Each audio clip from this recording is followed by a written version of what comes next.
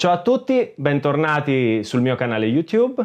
Oggi sono molto contento perché ho deciso di inaugurare una nuova sezione di questo canale che tratterà della realizzazione dei miei scatti e dei miei video e ovviamente anche della successiva fase di editing. Me lo avevate chiesto in molti in questi mesi, ma anche prima per chi mi seguiva già su Instagram o su Facebook. Quindi ho pensato che fosse arrivato il momento giusto. E allora andiamoci a vedere la nuova sigla.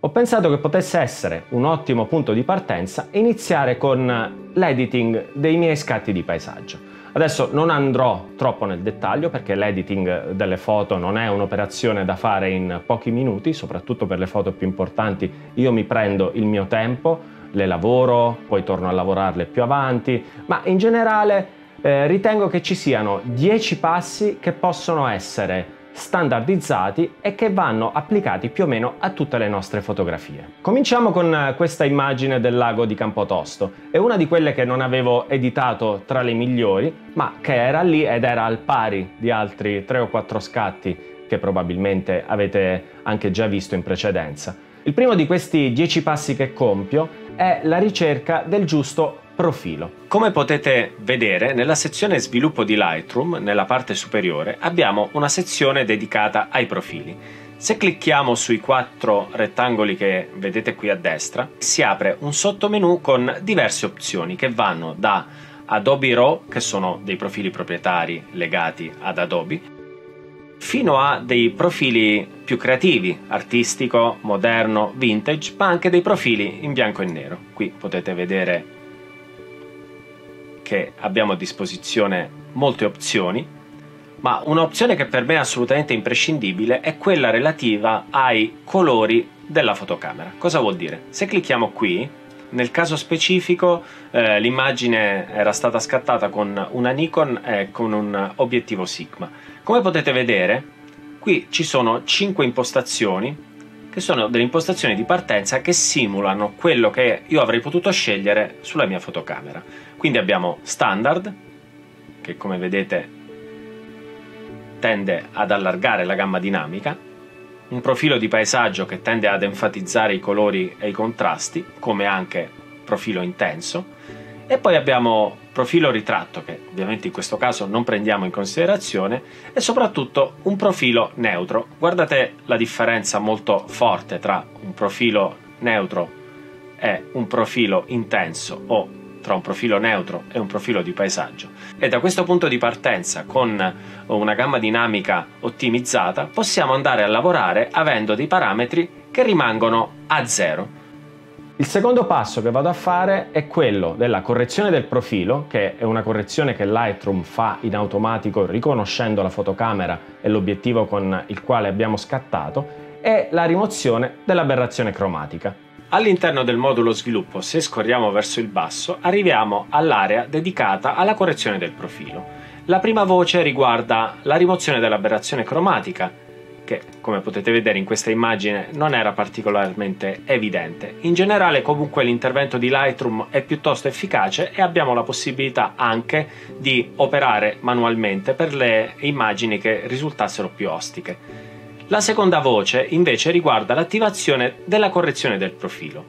In questo caso l'immagine è stata scattata in APS-C con un obiettivo Sigma 1020, una lente non perfetta. Grazie all'intervento di Lightroom si riesce ad esempio a sistemare completamente la vignettatura, che era piuttosto forte, senza dover fare degli interventi localizzati. Il terzo step è l'ottimizzazione dell'esposizione di questo scatto. Come potete vedere, i valori sono ancora a zero perché siamo andati a lavorare solo sull'aberrazione cromatica e sui profili. Adesso vi do un'indicazione che forse molti non conoscono. Se utilizziamo il tasto Shift, lo teniamo premuto e facciamo un doppio clic sull'esposizione, Lightroom ci darà un valore di esposizione che lui ritiene, in base all'istogramma, corretto.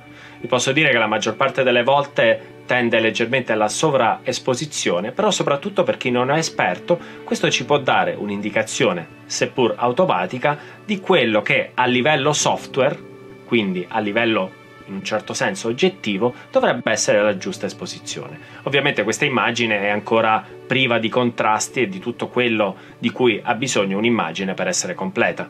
Però a livello di esposizione può essere un buon punto di partenza. Quarto passo che vado a eseguire ogni volta è quello della correzione del bilanciamento del bianco e della relativa tinta.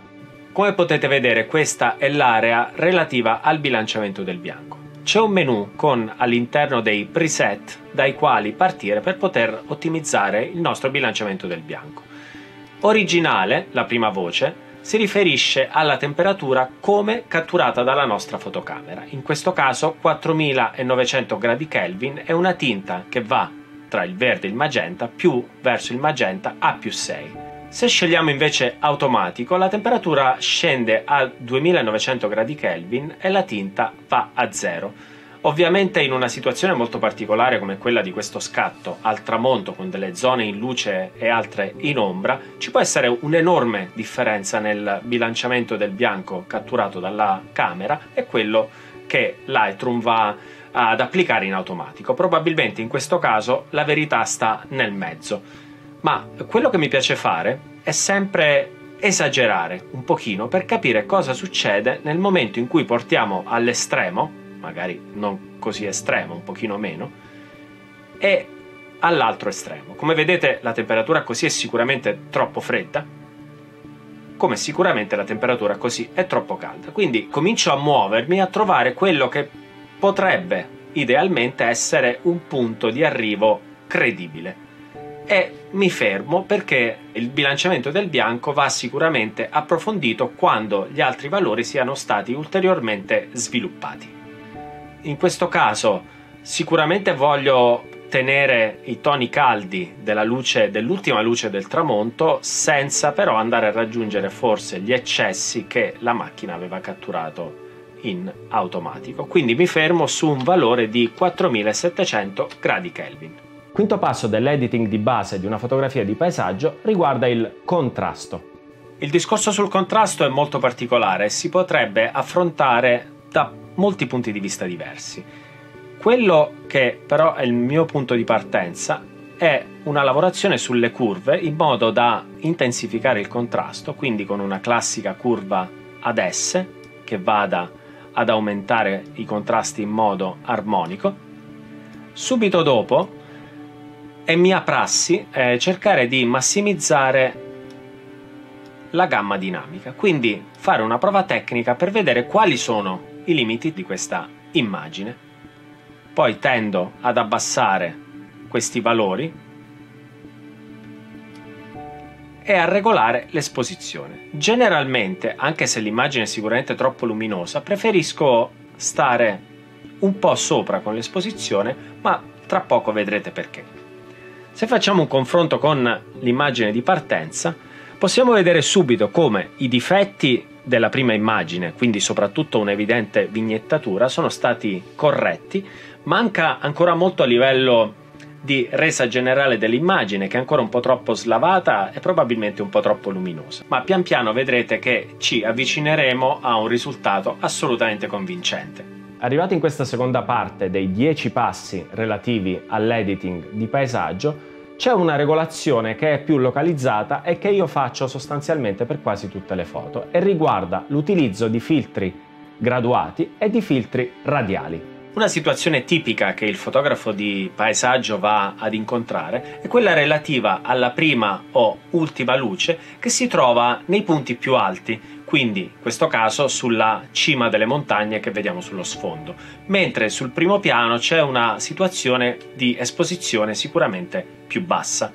Motivo per cui, in questo caso, andiamo a prendere un filtro graduato e andiamo a fare quello che faremmo con un filtro fisico sul campo. Quindi andiamo a abbassare le luci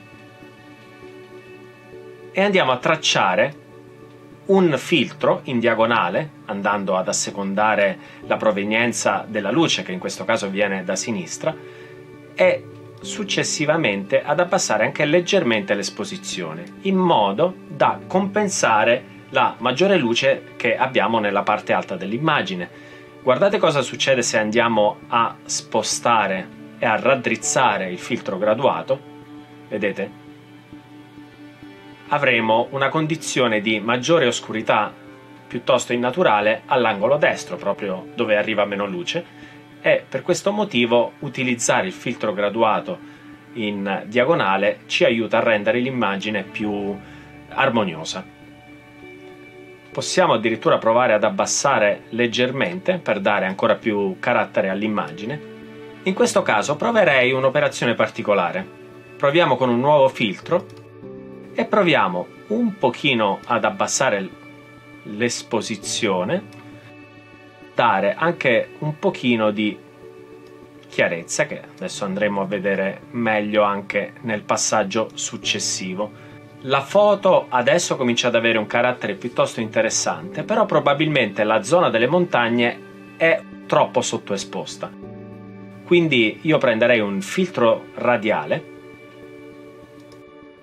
e andrei a riaprire le ombre e in generale a dare un pochino di esposizione solamente alla parte centrale dell'immagine. Vediamo se questo può contribuire a migliorare la resa generale, e io credo assolutamente di sì. Potremmo utilizzare il filtro radiale anche per aumentare leggermente la temperatura di alcune zone dell'immagine, soprattutto la zona più in alto, che vedete guadagna sicuramente di impatto, ma anche la parte in basso e quest'area a ridosso delle montagne.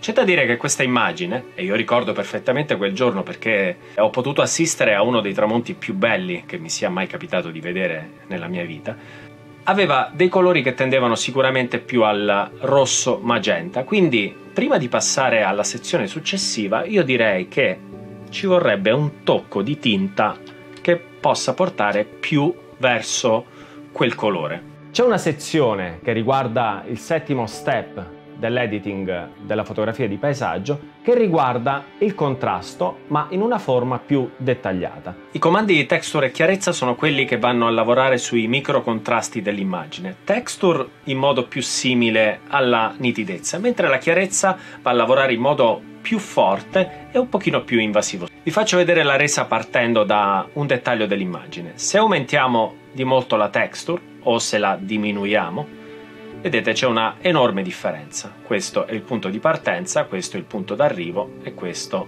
il valore a meno 100. La chiarezza è un comando molto più invasivo, secondo me va usato con una certa parsimonia. Guardiamo cosa succede se aumentiamo di molto la chiarezza. Come potete notare, la chiarezza va ad aumentare di molto il contrasto, ma va a sottrarre colori e saturazione. Se la togliamo completamente creiamo un'immagine assolutamente irreale.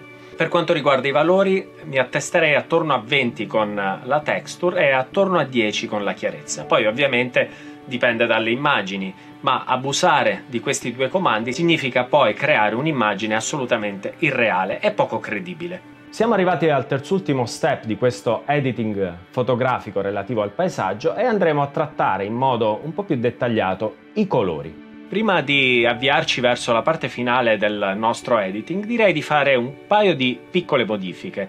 Abbassare leggermente l'esposizione generale per dare più impatto all'immagine e renderla più satura, e fare un piccolissimo intervento sulle curve in modo da dare un po' più di contrasto sull'area delle montagne, quindi enfatizzando un po' le aree più scure. Un intervento piccolo ma piuttosto importante. Se scendiamo giù, troviamo il pannello relativo ai colori, dove possiamo andare a modificare attraverso i singoli canali la saturazione, la tonalità e la luminanza dell'immagine. In questo caso direi di partire dalla tonalità per cercare di portarla verso quei valori ai quali avevo accennato in precedenza, quindi verso il rosso magenta, più fedeli al tramonto al quale avevo assistito. Cerchiamo di togliere residui potenziali di viola, che è sempre un colore un po' difficile da gestire. Andando sulla saturazione è facile subito rendersi conto come i due colori rimasti prevalenti sono il rosso e l'arancione, che come vedete nel momento che vengono eliminati in pratica fanno scomparire tutti i colori all'interno dell'immagine. Per questo andiamo ad enfatizzare davvero di poco questi due valori. Il magenta, che è un colore che spesso viene usato impropriamente, in questo caso ho deciso di eliminarlo, infatti come vedete è praticamente ininfluente nel momento che andiamo a toccare la saturazione. Prima dell'ultima fase, che riguarda l'esportazione, andremo a vedere come lavorare per migliorare la nitidezza generale della nostra immagine. Nel pannello dettagli di Lightroom abbiamo alcuni valori che, in base al RAW che abbiamo aperto, Lightroom ci applica di default. E questi sono dei valori che spesso sono assolutamente sufficienti rispetto all'immagine che stiamo lavorando, ma ovviamente possiamo cercare di modificarli per migliorare ulteriormente la resa. Come vedete, se andiamo a toccare il valore del fattore e lo portiamo a livello massimo, generiamo sia del rumore che degli artefatti, quindi sicuramente non dobbiamo arrivare a un livello eccessivo. Possiamo salire un po'. Questo è un po' pericoloso perché, come vedete, si genera un po' di rumore, ma noi possiamo lavorare sulla mascheratura. Guardate cosa succede: se premete il tasto Alt e poi cliccate e trascinate, riuscirete a capire quali sono le aree dove viene applicata la nitidezza. Se noi lasciamo la mascheratura a questo livello, vedete sul cielo verrà in qualche modo applicata la nitidezza, quindi genereremo del rumore. Quindi ci spostiamo verso destra e cerchiamo di eliminare completamente il rumore che viene fuori nelle zone in alto. Come vedete c'è una enorme differenza. Se io porto la mascheratura a 0, sul cielo viene fuori di nuovo un certo rumore. Quindi riportiamo la mascheratura attorno a 70, così da avere un'extra nitidezza sulle montagne senza generare del rumore. Se andiamo allo stesso modo premendo il tasto Alt e spostando il raggio, possiamo vedere come si va ad applicare questa nitidezza, quindi il fattore che abbiamo toccato prima. Se andiamo a ingrandire il raggio, vuol dire che la nostra nitidezza verrà applicata su un'area troppo grande rispetto ai margini dell'immagine, quindi in questo caso rimanere dentro il valore di 1, che era quello che ci veniva dato di default, è sicuramente buona norma. Anzi, io scenderei anche di un 0,2. Stessa cosa sui dettagli. Come vedete possiamo andare a enfatizzare leggermente. Qui potete vedere l'immagine confrontata a quella iniziale. Nonostante Lightroom abbia comunque applicato un po' di nitidezza anche sul RAW, c'è un po' di differenza e l'immagine è sicuramente più dettagliata nella versione lavorata. L'ultimo passo di questo editing di paesaggio riguarda l'esportazione. Andiamo sul comando esporta, scegliamo dove esportare l'immagine, in questo caso sul desktop.